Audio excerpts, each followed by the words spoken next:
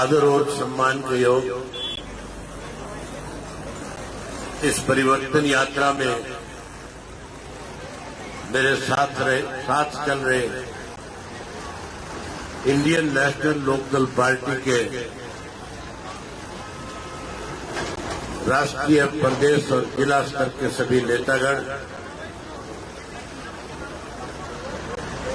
बहुत ही मान और सम्मान के योग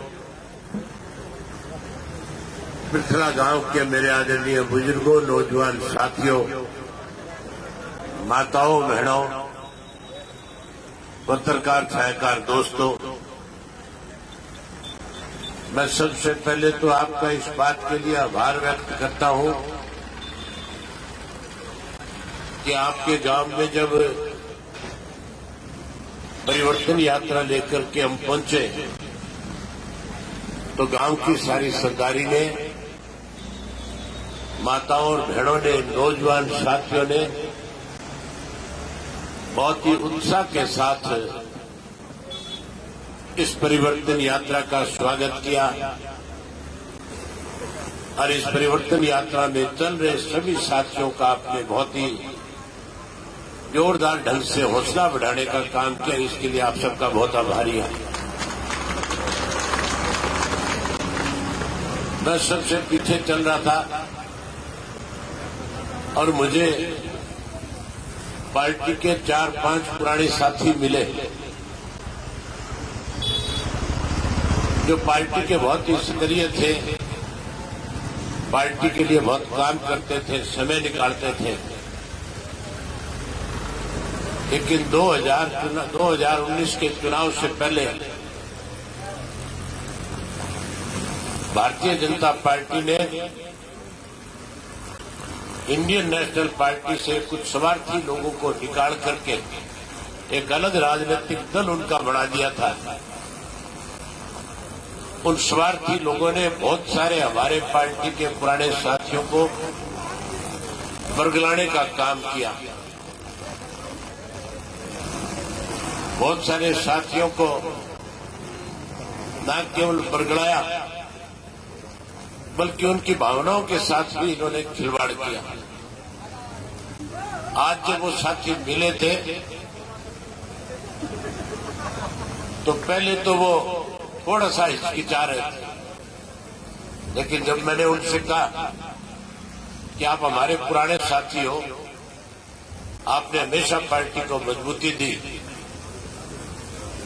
तो फिर उन्होंने बहुत खुल करके कहा कि अब हम आने वाले समय में सदा सदा के लिए पार्टी के प्रति समर्पित रहेंगे, पार्टी को ताकत देंगे। मैं उन साथियों का स्वागत करता हूं, उनका अभिनंदन करता हूं। आज इस परिवर्तन यात्रा की क्यों जरूरत पड़ी? आज हमें 14 दिन हो गए, 15वां दिन है। हर रोज 20 किलोमीटर का सफर तय करते हैं और 10 से 12 गांव के लोगों से मिलकर के बातचीत करते हैं। भाषण देने की बजाय आज इस 8 साल की भारतीय जनता पार्टी की सरकार बनने के बाद किस किस्म के हालात रहे, हमें किन किन परिस्थितियों से गुजरना पड़ा, आज हमारे सामने कौन कौन सी दिक्कत और कठिनाई है, उन सब के बारे में लोगों के साथ बैठ करके चर्चा करते हैं। और लोग भी खूब खुल करके बताते हैं कि जब से सरकार बनी है परेशानी बढ़ती गई है।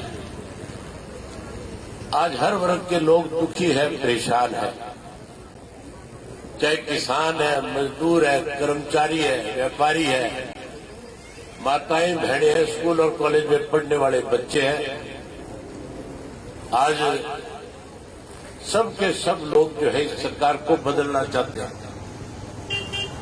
सब परिवर्तन लाना चाहते हैं। सब लोग फिर नए सिरे से चौधरी देवीलाल जी की नीतियों की इस प्रदेश में सरकार बनाना चाहते हैं। इतना तो बड़ा गांव है और हरियाणा प्रदेश में जब 2019 में चुनाव हुआ था उस चुनाव के दौरान भाजपा वाले कहते तो थे कि 75 पार करेंगे, लेकिन लोगों ने तो 40 सीट देकर के सत्ता से पार कर दिया था। लेकिन कुछ स्वार्थी लोग थे जो चुनाव से पहले तो कहते थे कि हालात किसी किस्म के हों, हम किसी कीमत में बीजेपी के साथ नहीं जाएंगे। और जब चुनाव हो गया तो फिर सबसे पहले स्वार्थ के लिए बीजेपी की गोद में जाकर के बैठ गए। आपके यहां का भी जो विधायक है नैनपाल जो है, जब चुनाव लड़ रहा था तब तो बीजेपी को गालियां देता था। गालियां देता था कि नहीं देता था? तब तो ये कहता था कि अगर मेरा बस चला तो मैं भारतीय जनता पार्टी को सत्ता से बाहर नहीं, जो इन्होंने गलत काम किया उसके लिए उनको सजा नहीं दिलवाऊंगा। और नतीजा निकलने के बाद सबसे पहले 2 घंटे नहीं लगे होंगे रिजल्ट के बाद बीजेपी वालों से जा मिला, जाके मिल गया था कि नहीं मिल गया था। और जो हमारे से अलग हुए थे वो भी कहते थे कि बीजेपी तो वो पार्टी है जिन्होंने हरियाणा प्रदेश के लोगों के भाईचारे को तोड़ा है, जिन्होंने जाट नॉन जाट के नाम के ऊपर जाट आंदोलन के दौरान 25 लोगों को मौत के घाट में उतारा है। ये तो खुदी लोगों की पार्टी, हम इनके साथ नहीं जाएंगे। लेकिन जब स्वार्थ की बात आई तो सबसे पहले उनकी गोद में जाकर के बैठ गए। चौधरी देवीलाल की नीतियों को तो उन्होंने गिरवी रखा ही रखा, सब को भी उन्होंने सत्ता के लालच के अंदर जो है न केवल गिरवी रखा बल्कि स्वार्थ के पूर्ति के लिए कितने लोगों के साथ धोखा करने का काम किया। आज लोग इनसे परेशान हैं, लोग आज बदलाव चाहते हैं। आप पिछला गांव वाले भी बदलाव चाहते हो कि नहीं चाहते हो? परिवर्तन चाहते हो कि नहीं चाहते हो? ये माताएं बहनें कम हाथ खड़े करी, ये ज्यादा सुख में जीरी रखती है। हर व्यक्ति चाहता है कि बदलाव आए, और बदलाव इसलिए चाहता है कि हर वर्ग के लोगों को परेशान कर दिया। बेरोजगारी बढ़ गई, पढ़े लिखे बच्चों के लिए रोजगार नहीं है, महंगाई बढ़ गई। महंगाई की हालत तो ये होगी कि जो 400 रुपए में गैस का सिलेंडर मिलता था आज कितने का हो गया? 1150 का नहीं, आज 1200 का हो गया। 50 रुपए होली पे माताओं और बहनों को सरकार ने फिर तोहफा दे दिया। गैस महंगी कर दी, पेट्रोल महंगा कर दिया, डीजल महंगा कर दिया, खाद महंगी कर दी, बीज महंगा कर दिया, कीड़े मार दवाइयां महंगी कर दी। हर जरूरत की चीज जो बाजार से खरीद के लेके आते हैं उसके दाम बढ़ गए। दाम अगर कम हुए तो किसान की फसल के दाम कम हो गए। महंगाई बढ़ गई, बेरोजगारी बढ़ गई, भ्रष्टाचार बढ़ गया, कानून व्यवस्था खत्म हो गई। आज तो परिवार पहचान पत्र बढ़ा दिया, जबकि हमारे आधार कार्ड बने हुए थे, परिवार पहचान पत्र की जरूरत नहीं थी। लेकिन उसके बावजूद लोगों की पेंशन काटनी थी, पीले कार्ड काटने थे, इसलिए परिवार पहचान पत्र बनाया।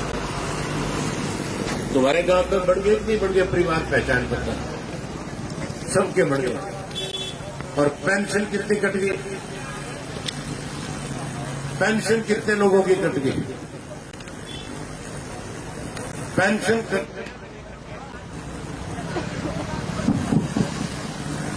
कटी कि नहीं कटी? बहुत लोगों की कट गई। गरीब लोगों के पीले कार्ड भी कट गए, पेंशन कट गई, पीले कार्ड कट गए।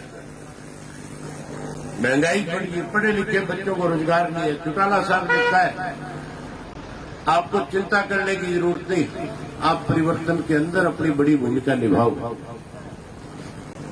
नए सिरे से जब आपकी सरकार बनेगी, जो पेंशन दी थी हम उस पेंशन को बढ़ाकर के 7500 रुपए करेंगे।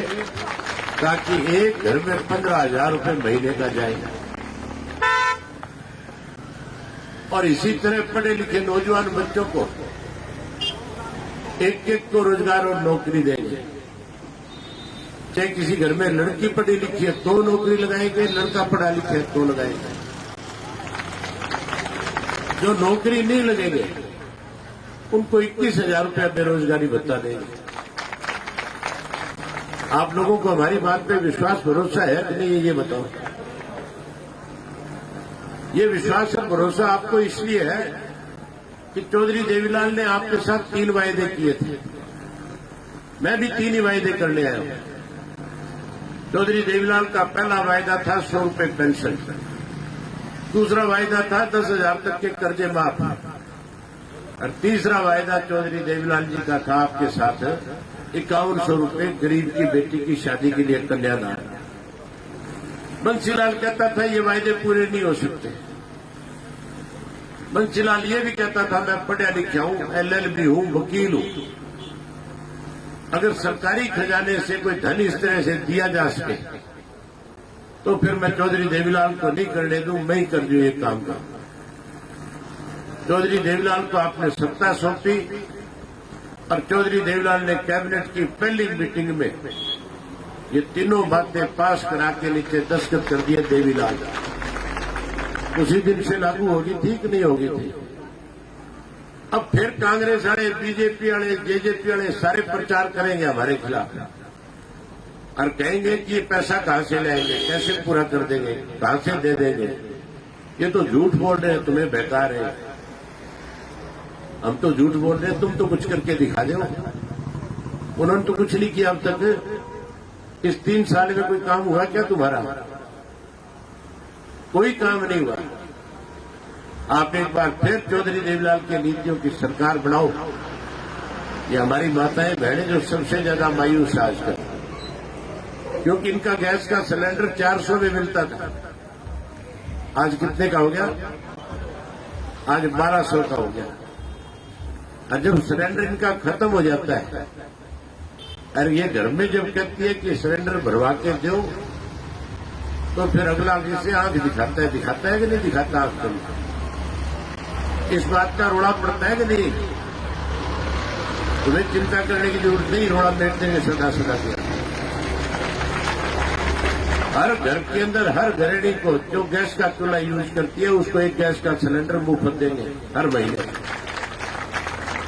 जहां गैस का सिलेंडर देंगे वहीं 1100 रुपये तुम अपना चौका चूल्हा अच्छी तरह से चला सको, उसके लिए भी देंगे ताकि कोई लड़ाई रहे नहीं करेंगे। ये संभव तब है जब हम सब मिलकर के परिवर्तन लाएंगे। लाओगे परिवर्तन? परिवर्तन लाओगे तो अगले गांव तक मेरे साथ चलो, ताकि आगे वाले गांव को एहसास हो कि पिछला गांव ने फैसला कर दिया कि हम परिवर्तन करके रहेंगे। बहुत धन्यवाद।